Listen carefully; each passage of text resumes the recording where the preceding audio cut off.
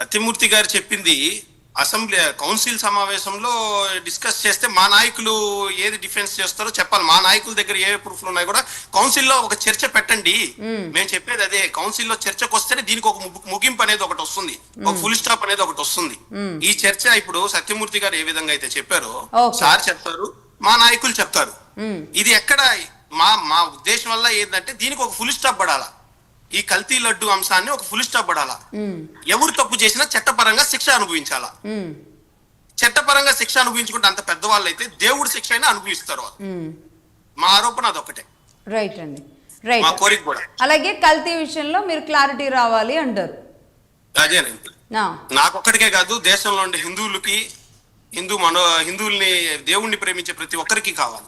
ఎవరుండే వాళ్ళని ఈడ్చుకెళ్లి జైల్లో వేయమంటారు. 100% అండి. ఈడ్చుకెళ్ళకపోతే ఆ దేవుడే శిక్షిస్తాడు. రెడీ, రైట్ అండి.